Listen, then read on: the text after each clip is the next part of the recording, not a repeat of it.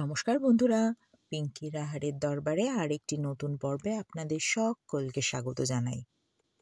জমিয়ে শীত পড়ার সুবাদে পিঠেপুলির উৎসবে বাঙালি মাতোয়ারা।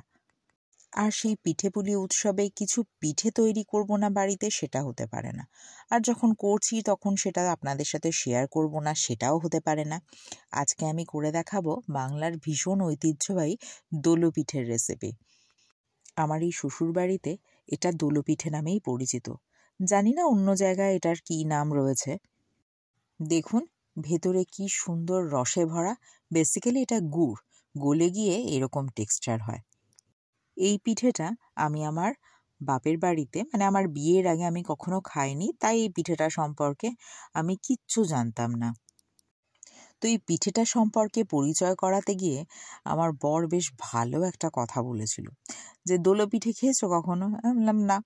তখন বললো এই দোলো পিঠে জ্যাঠামা বানাতো, কপালে ছুড়লে না কপাল ফুটো হয়ে যাওয়ার জোগাড়।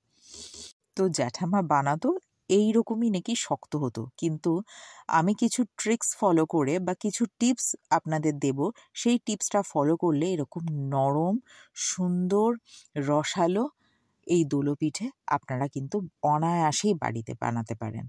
দেরি না করে বরং দেখে নেওয়া যাক কিভাবে আমি এই দোলো পিঠেটা নরমভাবে তৈরি করছি। নরম ইন দ্য সেন্স তার পরের দিনও শক্ত হবে না। আচ্ছা, বরং কিভাবে কি করছি সেটা শেয়ার করি। এর জন্য আমি 4 কাপ জল নিলাম। এবার ওই জলের মধ্যে দিয়ে দেব, মানে আমার মেয়ে দিয়ে দিল কিছুটা স্বাদ মতো নুন। আমি এখানে 1 চামচের মতো নুন দিয়েছি।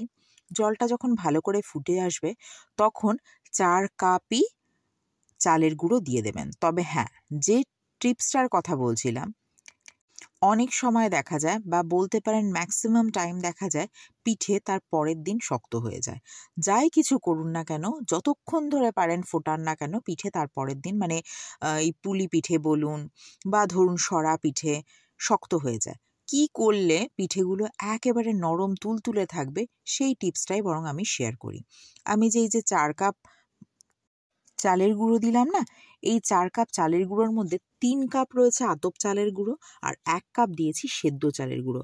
আপনারা যখনই এই রকম জাতীয় কোনো পিঠে বানাবেন কিছুটা সেদ্ধ চালের গুঁড়ো অ্যাড করবেন, দেখবেন আপনাদের পিঠেও ভীষণ নরম তুলতুলে হবে।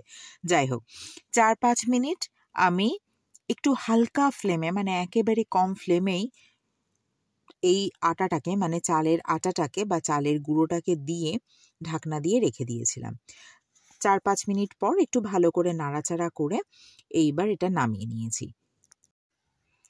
নিয়ে আবার একটু ভালো করে নাড়াচাড়া করে নিয়েছি। তবে এই এতটা পরিমাণ গরম চালের আটার মধ্যে তো হাত দেওয়া সম্ভব না, তাই আমি অল্প অল্প করে তুলে নিচ্ছি। বাদবাকিটা আমি একটু ঢাকা দিয়েই রেখে দেব।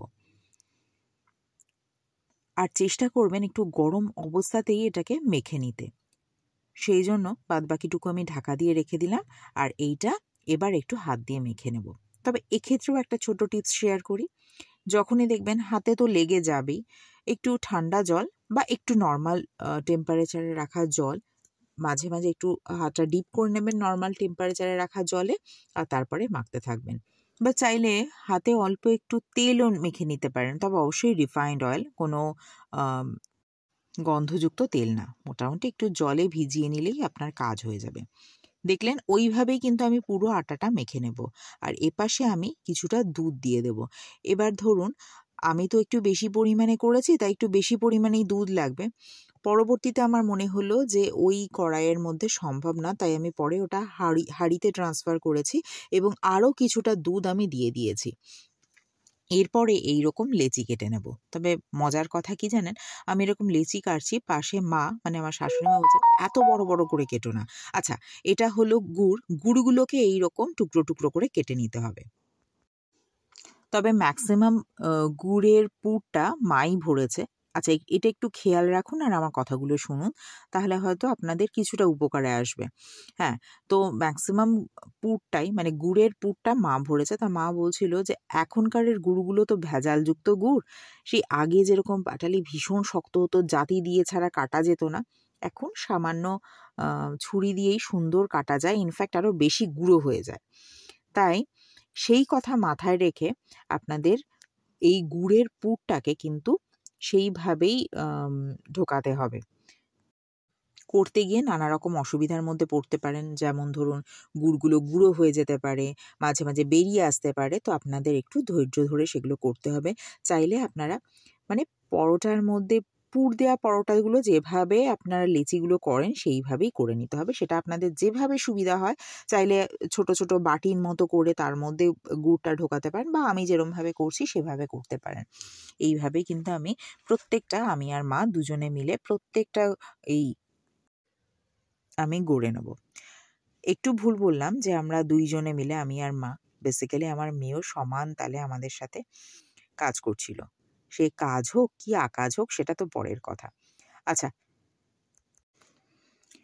এইভাবেই করে নেবেন। তবে একটা কথা কি, চেষ্টা করবেন গুড়টাকে এরকম কিউব আকারেই কেটে নিতে, মানে চৌকো চৌকো করে কেটে নিতে।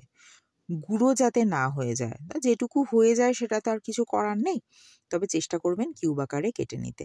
আচ্ছা, এপাশে দুধটা মোটামুটি জাল উঠে গেছে, আর এর মধ্যে মা কিছুটা গুড় দিয়েও দিয়েছে, সেটা আমি দেখাতে পারিনি। আপনারা আপনাদের স্বাদ মতো, মানে কতটা মিষ্টি খান সেই অনুযায়ী কিন্তু গুড় দিয়ে দেবেন।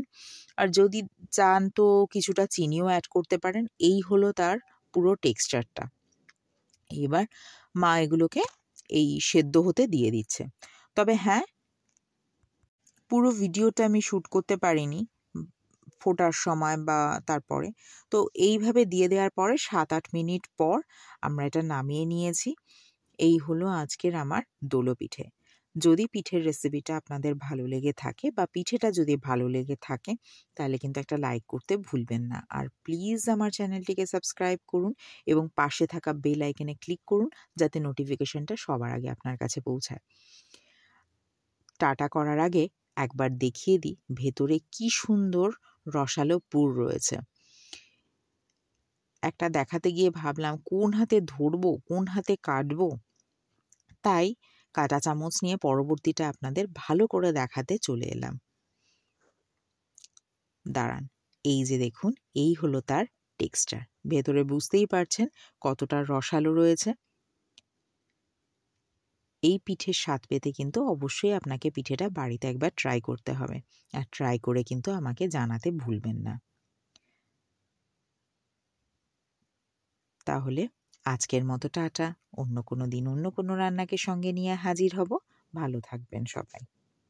ভিডিওটি দেখার জন্য ধন্যবাদ।